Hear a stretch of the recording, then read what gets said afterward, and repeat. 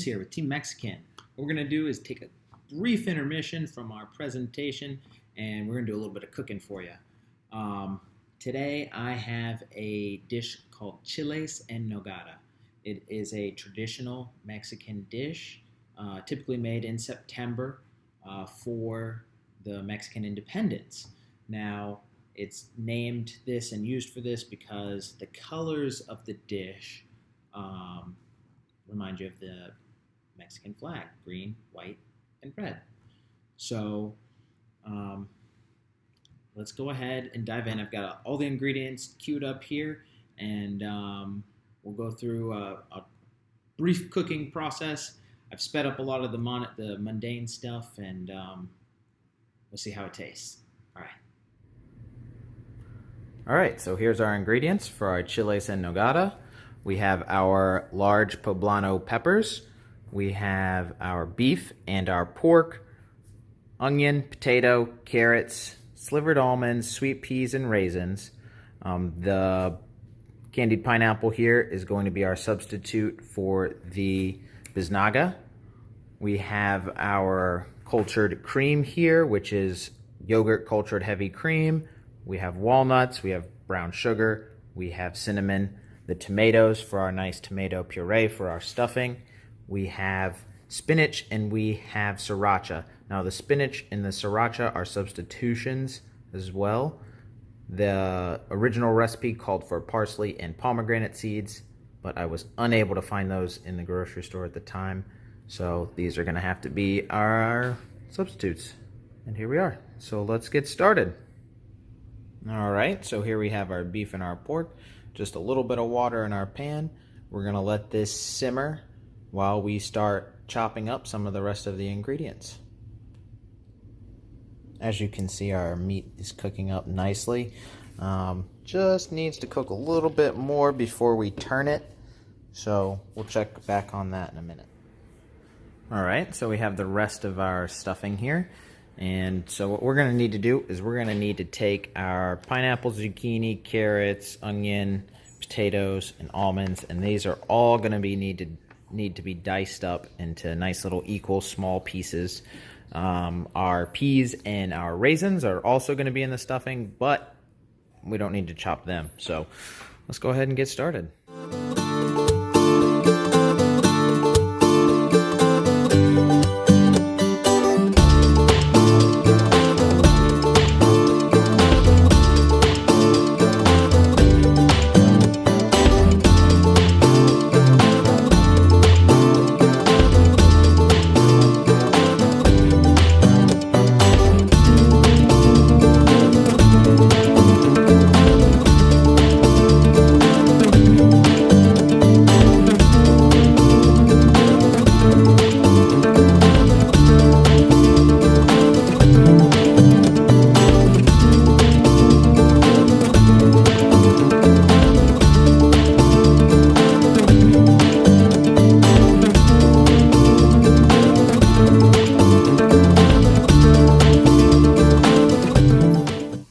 And here's our ingredients. We have our potato, onion, and carrots neatly diced. They should be about the same size. The potatoes are a little bit big, but I'm a terrible chopper, so I'm not going to go fix those. We have our pineapple and our almonds. Also, all of this should be about the same size. And then, of course, our zucchini here, ready to go.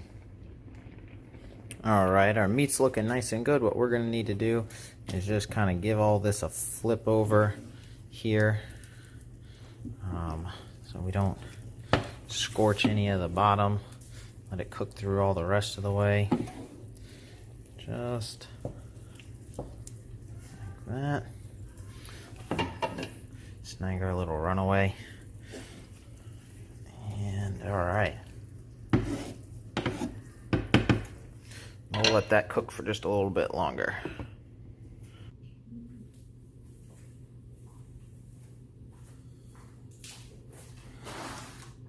All right, so next what we need is our tomatoes here, and we need a half a cup of this juice, and we're gonna put them in our blender here and puree them until they're smooth. Not liquid, but smooth.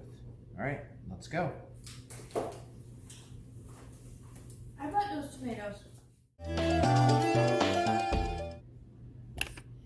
All right, so as you can see, it looks like we're a little too liquidy here. So what I'm gonna do is I'm just gonna add a large tomato that I got at the house, and we'll see if we can't make it a little less liquidy and a little more smooth. Okay. Okay, so now that it looks like we've got our puree more creamy than liquidy, what we're gonna do is move on to our next step. All right, so the next thing we have to do is finish cooking our filling. According to our recipe here, what we're gonna do is we're gonna use our onions in the pan for a couple minutes, let them cook down. Then we're gonna add potatoes, chopped meat, the tomato puree, carrots, zucchini, and our raisins, let them sit. And then last, it looks like we're adding our peas, bazinga, and almonds. And we let that sit before we, get that ready to stuff our peppers. So let's get that running. So while our filling finishes up on the stove, what we're gonna do real quick is make our cream. So this is our cream that's gonna go on top of our peppers once they're finished. The Mexican cream here, and we're gonna use a little bit of brown sugar, some cinnamon, and some walnuts. All right, let's get that going.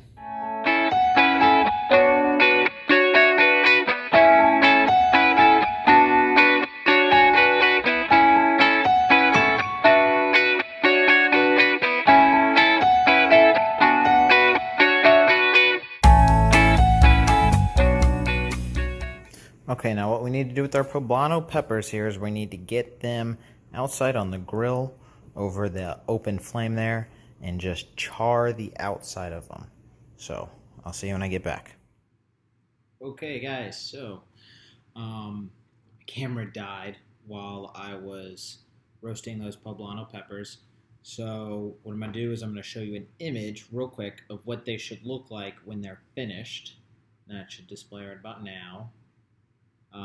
As you can see, the skin is nice and blistered and almost blackened in some areas. And that's just going to allow you to peel that outer waxy layer of the pepper off, and so that you get a nice, fresh, cooked pepper without that tough, waxy outside. So from there, that's pretty much all I did is peel the skin off. Then you take the stuffing and put it in there, and then you close the pepper back up, and you coat it with the cream sauce and garnish it with what should have been the pomegranate seeds and the parsley, but we didn't have those, so instead we used the sriracha, and yeah, and this is what it looked like when it was finished after my camera finished charging. All right, and here we go, our finished product, ready to eat. Chiles en Nogada. Let's go. All right, guys, so I gotta admit, I really liked it. My fiance did not like it at all. She took a couple bites and could not eat it. There was a lot of different flavors going on with all of the vegetables and the candied pineapple in there. It was sweet, it was savory, very creamy, very rich. It was a very rich dish. You felt really full afterwards. And, after looking at the ingredients, it's not really the healthiest meal. Fortunately, this is just a special events meal, only used in special occasions or on that special holiday. But one of the worst ingredients in this dish was the Mexican crema, which is it's heavy cream and it's cultured. So it's got probiotics and stuff in it, but it's got all of that fat and saturated fat that's in a heavy cream. which is really not healthy. And from what I've read, it is a staple in a lot of Mexican American households. They make this cream at home and use it on a lot of different dishes, which could be a good education point for us as nurses to, maybe find out, intervene, and educate that they could use skim milk and make the culture and make it a lot less unhealthy. It's not going to taste as good, but it's going to be a little bit healthier.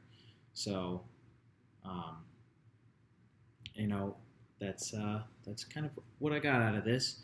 So I hope you enjoyed the video, and thanks for watching.